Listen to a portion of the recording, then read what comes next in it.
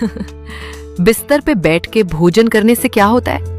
यमराज ने चित्रगुप्त को जो रहस्य बताया था वो सुनकर आपके भी रोंगटे खड़े हो जाएंगे। तो चलिए बिना देरी किए जानते हैं कि मनुष्य को बिस्तर पर बैठकर भोजन क्यों नहीं करना चाहिए। दोस्तों, एक बार यमलोक में यमराज अपने सभागार में सिंहासन पर विराजमान थे और उनके समीप चित्रगुप्त बैठकर विनम्रता पूर्वक बात कर रहे थे। वार्तालाप के दौरान चित्रगुप्त ने यमराज से जिज्ञासा प्रकट की। हे प्रभु, कृपा करके मेरी कुछ शंकाओं का समाधान कीजिए। मनुष्य को भोजन किस प्रकार से करना चाहिए? भोजन करने के लिए उचित दिशा और स्थान कौन सा है? किन स्थानों पर बैठकर भोजन नहीं करना चाहिए? भोजन से पूर्व क्या करना चाहिए और भोजन के बाद क्या करना चाहिए? किसके घर का भोजन नहीं करना चाहिए? किन स्थानों पर बैठकर भोजन करने से आयु कम होती है? कृपा करके मेरे इन सभी प्रश्नों का उत्तर। यमराज मुस्कुराए और चित्रगुप्त को उत्तर देते हुए बोले, हे चित्रगुप्त, तुमने बहुत उचित प्रश्न पूछे हैं। वास्तव में इन सभी प्रश्नों का उत्तर मनुष्य के आचार व्यवहार और उसकी आदतों में छिपा होता है। जैसा आचरण मनुष्य करता है वैसा ही फल उसे भोगना पड़ता है। अच्छे आचरण से सुख और दीर्घायु प्राप्त होती है, वही अनुचित आदतों के कारण दुख और अकाल मृत्यु तक हो सकती है। मनुष्यों को भोजन करते समय शास्त्रों के नियमों का पालन अवश्य करना चाहिए। जो भी मनुष्य शास्त्रों के नियमों का पालन करते हुए भोजन ग्रहण करता है वो निश्चित ही दीर्घायु होता है। उसका शरीर रोग और व्याधियों से दूर रहता है। उसके शरीर में पाप वास नहीं करते हैं। इसीलिए भोजन करते समय मनुष्य को दिशा, स्थान, समय और उम्र का ध्यान अवश्य रखना चाहिए। ये सुनकर चित्रगुप्त ने विनीत स्वर में कहा, हे प्रभु, कृपया इन रहस्यों को विस्तार से समझाएं। भोजन संबंधी जो जो नियम है मुझे विस्तार से बताइए। यमराज गंभीर स्वर में बोले, हे चित्रगुप्त, तुम्हारे प्रश्नों का उत्तर देने से पहले मैं तुम्हें एक प्राचीन कथा सुनाता हूं।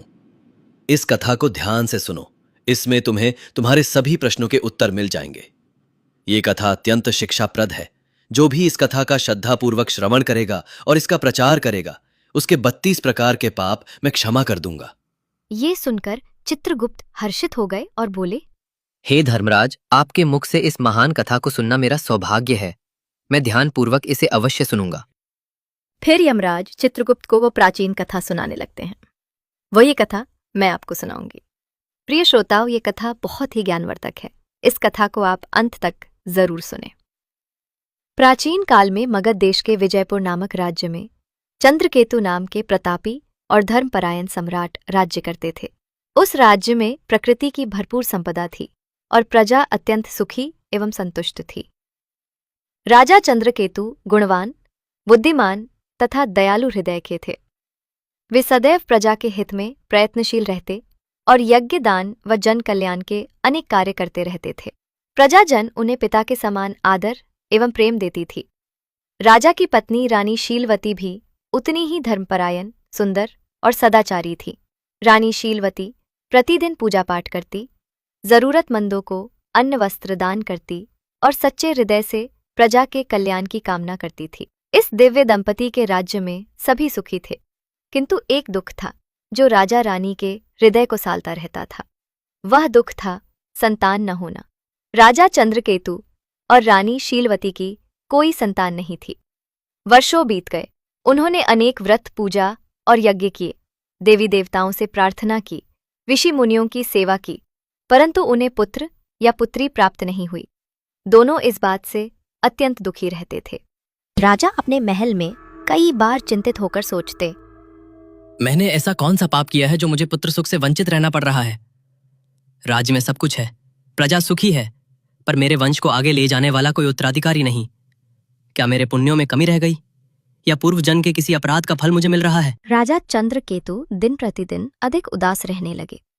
प्रजा को जब ये पता चला कि राजा अपनी संतानहीनता के कारण दुखी है, तो राज्य के लोग भी चिंता करने लगे।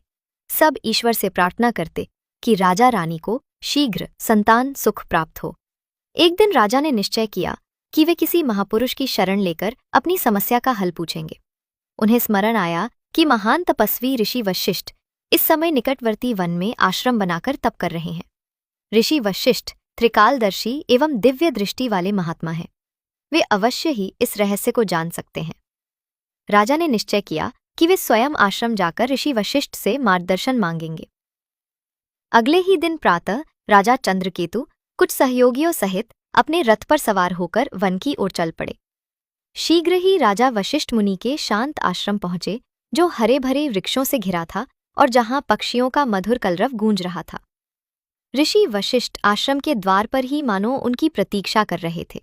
राजा को आते देख ऋषि ने मुस्कुराकर स्वागत किया और बोले, आओ राजन, हमारे आश्रम में तुम्हारा स्वागत है। आज इधर आने का क्या कारण है? सब कुशल तो है? कहीं राज्य कार्य से विरक्त होकर संन्यास लेने का विचार तो नहीं बना लिया? इतना कहकर ऋषि ने हल्की मुस्कान की, फिर गंभीर हो गए। राजा चंद्रकेतु ने हाथ जोड़कर विनम्रता से कहा, हे मुनिवर, राज्य कार्य भली भांति चल रहा है। संन्यास लेने का इरादा नहीं है, पर मैं एक भारी चिंता के कारण व्याकुल होकर आपकी शरण में आया हूं। आप जगत के रहस्यों के ज्ञाता हैं। मेरी शंका का समाधान केवल आप ही कर सकते हैं। ऋषि वशिष्ठ ने सहानुभूति भरे स्वर में पूछा, राजन, आप जैसे प्रतापी और धर्मनिष्ठ राजा को भला किस बात का दुख हो सकता है? निश्चय ही आपकी प्रजा सुखी है, राज्य समृद्ध है। फिर भी यदि आपके मन में कोई शंका या कष्ट है तो निसंकोच कहिए, मैं यथाशक्ति अवश्य सहायता करूंगा। तब राजा चंद्रकेतु ने दुखी स्वर में अपनी व्यथा सुनाई। हे मुनिवर, मेरे जीवन में एक ही अभाव है।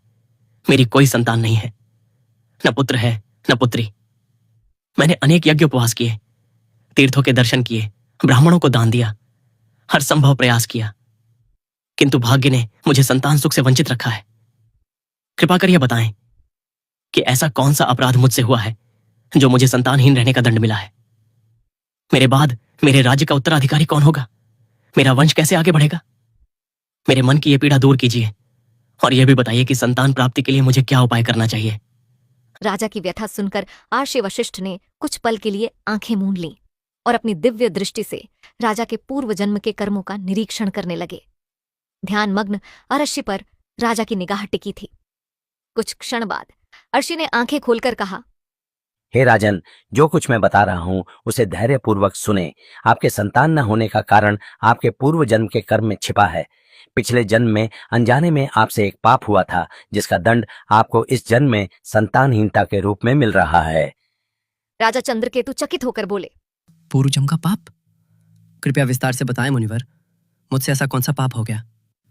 वशिष्ठ जी बोले, पूर्व जन्म में आप एक साधारण शिकारी थे और वन में शिकार करके जीविका चलाते थे। मूलतः आप बुरे हृदय के नहीं थे, पर शिकार के दौरान कभी कभी अधर्म हो ही जाता है। एक दिन की बात है, आप जंगल में एक हिरण का पीछा करते करते बहुत दूर निकल गए। वहां एक हरी भरी जगह पर एक गौ माता अपने बछड़े को दूध पिला रही थी। दुर्भाग्यवश आपको वह दिखाई नहीं दी। आपको लगा शायद हिरण झाड़ियों के पीछे है और आपने उसी ओर तीर चला दिया। वह तीर सीधे उस गौ माता को जा लगा। बेचारी गाय बुरी तरह घायल हो गई और पीड़ा से भूमि पर गिर पड़ी। उसका बछड़ा डरकर कांपने लगा।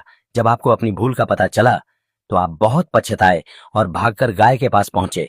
आपने तुरंत उपचार का प्रयत्न किया, पर कुछ देर बाद उस गाय ने तड़पकर प्राण त्याग दिए। हे राजन, गौ माता को अकारण कष्ट पहुंचाने के कारण ही आपको वर्तमान जन्म में संतान सुख से वंचित रहना पड़ा है। गाय परम पवित्र प्राणी है और उसे गौ माता कहा जाता है। उसकी पीड़ा का पाप बहुत बड़ा होता है।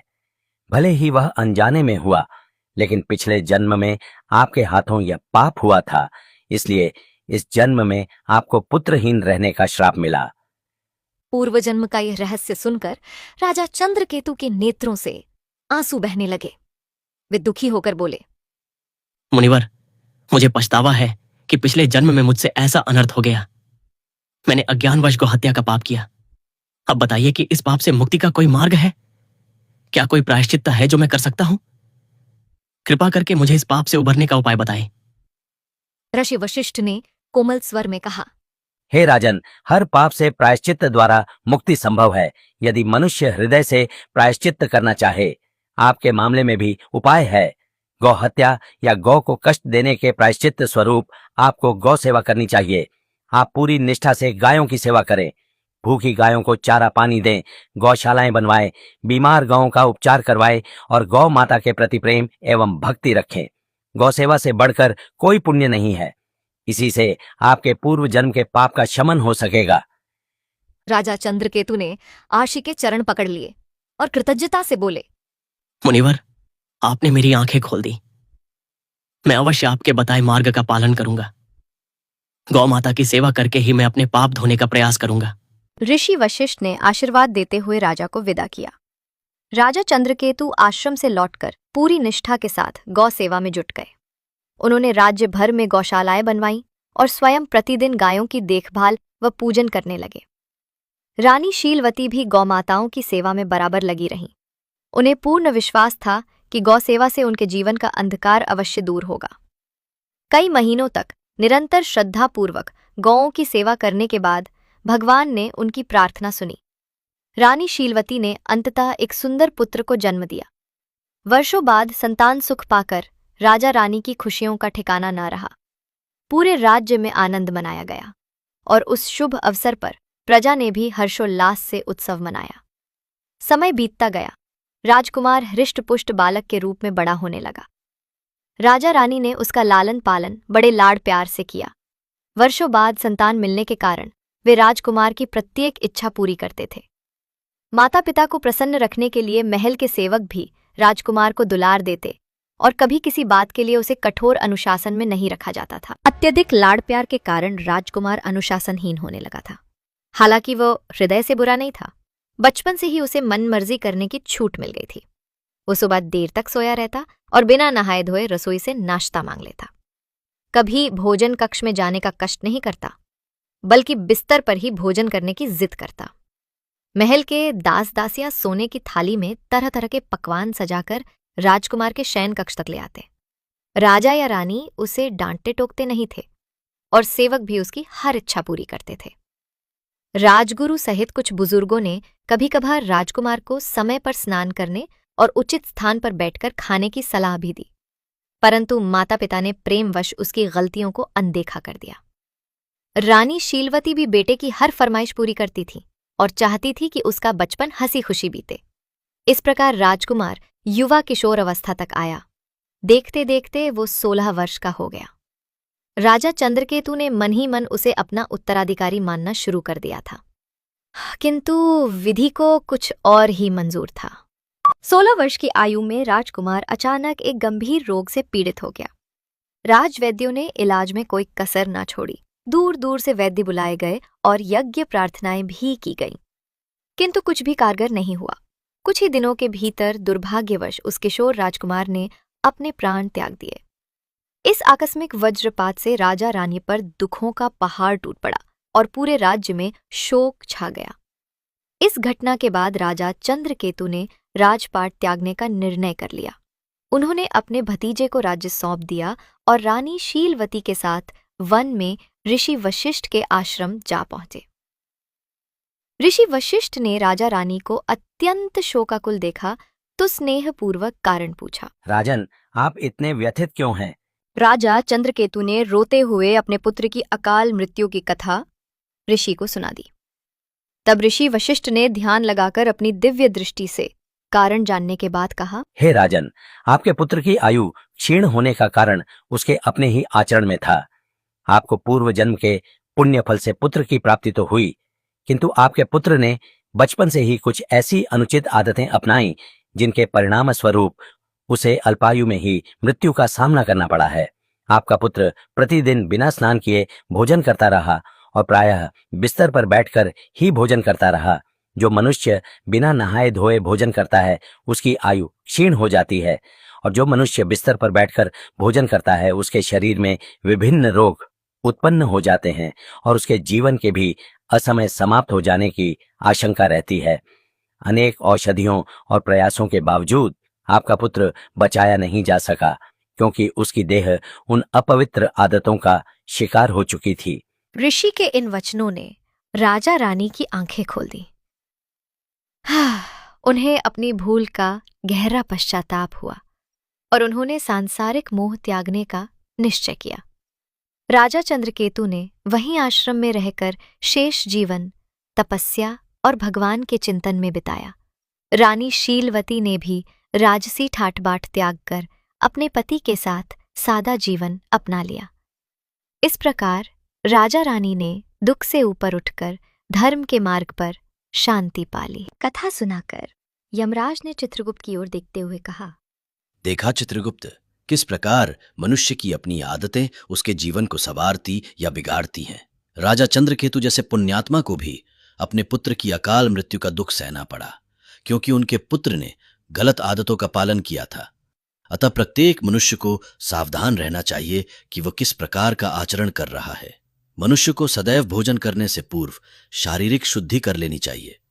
अपने 5 अंग, दोनों हाथ, दोनों पैर तथा मुखमंडल को अच्छी तरह जल से धोना चाहिए। यदि संभव हो तो भोजन से पूर्व स्नान करके पवित्र होकर ही अन्न ग्रहण करना चाहिए। बिना स्नान किए भोजन करना शास्त्रों में वर्जित है। ऐसा करना पशुओं जैसा आचरण माना गया है और इससे आयु कम होती है। साफ सफाई के बाद ही मनुष्य को अन्न ग्रहण करना चाहिए। भोजन आरंभ करने से पूर्व मनुष्य को अन्नपूर्णा देवी तथा परमात्मा को स्मरण कर धन्यवाद देना चाहिए, जिनकी कृपा से ये भोजन प्राप्त हुआ है। साथ ही प्रार्थना करें कि संसार के अन्य सभी प्राणियों को भी आहार प्राप्त हो। इस प्रकार मन ही मन ईश्वर को प्रणाम करके आदरपूर्वक भोजन करने से अन्न पवित्र रहता है और वह शरीर को पूर्ण पोषण देता है। भोजन करते समय बैठने का स्थान भी शुद्ध और उचित होना चाहिए। जमीन पर चटाई बिछाकर पालथी मारकर बैठकर भोजन करना श्रेष्ठ माना गया है। बिस्तर पर बैठकर भोजन करना अशुभ तथा स्वास्थ्य के लिए हानिकारक होता है। शैया पर अन्न ग्रहण करने से अपवित्रता बढ़ती है और शरीर विभिन्न रोगों का घर बन जाता है। हे चित्रगुप्त, 3 प्रकार का भोजन मनुष्य को कभी नहीं करना चाहिए। पहला, वह भोजन जिसके ऊपर से कोई व्यक्ति पैर रखकर चला गया हो या जिसे किसी ने लांग दिया हो। ऐसा अन्न अपवित्र हो जाता है और उसे खाने से उम्र घटती है, वह तरह तरह के रोग लगते हैं। उस भोजन को पशुओं को डाल देना चाहिए। दूसरा, वह भोजन जिसमें बाल, कीड़े या कोई अन्य अशुद्ध वस्तु गिर गई हो। यदि थाली के भोजन में बाल निकल आए तो समझना चाहिए कि वह अन्न त्याग देने योग्य हो गया है। ऐसा अन्न न स्वयं खाना चाहिए न भगवान को भोग लगाना चाहिए। ऐसे अशुद्ध अन्न का सात्विक लाभ समाप्त हो जाता है और प्रेत योनि के जीव उसका उपभोग करते हैं। तीसरा, वह भोजन जो किसी अन्य के लिए परोसा गया हो। याद रखे, कभी भी दूसरे का हिस्सा छीनकर नहीं खाना चाहिए। जो व्यक्ति दूसरों का भाग चुराकर खाता है या बिना बांटे खुद खा लेता है, उससे अन्नपूर्णा देवी रुष्ट हो जाती है। ऐसा करने से उसके पुण्य नष्ट हो जाते हैं और उसके जीवन में दरिद्रता एवं संकट आते हैं। अतः भोजन हमेशा सबसे बांटकर और उचित पात्र को अर्पित करके ही करना चाहिए। इसके अतिरिक्त भोजन का अनादर कभी नहीं होना चाहिए।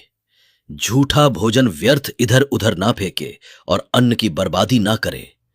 अन्न देवता की कृपा से ही जीवन चलता है, इसलिए अन्न को आदर पूर्वक ग्रहण करे।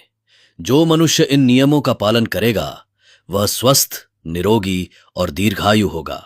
उसके जीवन में सुख समृद्धि बनी रहेगी और उसे अकाल मृत्यु का भय नहीं रहेगा। मनुष्य के आचार विचार ही उसके भाग्य का निर्माण करते हैं। अच्छे कर्म और सही आदतें उसके जीवन को सुखमय बनाती हैं, जबकि गलत आदतें जीवन को दुखमय और संक्षिप्त कर देती हैं। इसलिए प्रत्येक व्यक्ति को अपने दैनिक व्यवहार में पवित्रता और मर्यादा का पालन करना चाहिए। इस प्रकार यमराज ने चित्रगुप्त को मनुष्य के आचार विचार तथा अच्छी बुरी आदतों के संबंध में महत्वपूर्ण ज्ञान दिया। इस कथा से हम ये सीखते हैं कि बिस्तर पर बैठकर भोजन करना और बिना स्वच्छता के अन्न ग्रहण करना क्यों त्याज्य है। हमें सदैव शास्त्रोक्त मर्यादाओं का पालन करते हुए पवित्र आचरण अपनाना चाहिए, ताकि हमारे जीवन में सुख, स्वास्थ्य और शांति बनी रहे। तो इस प्रकार से यमराज ने चित्रगुप्त को अत्यंत महत्वपूर्ण ज्ञान दिया है। उम्मीद है आपको ये कथा पसंद आई होगी। आपको कथा कैसी लगी कमेंट करके जरूर बताएं। जानकारी अच्छी लगी तो वीडियो को लाइक जरूर करें और कमेंट में जय श्री कृष्ण, जय धर्मराज अवश्य लिखें।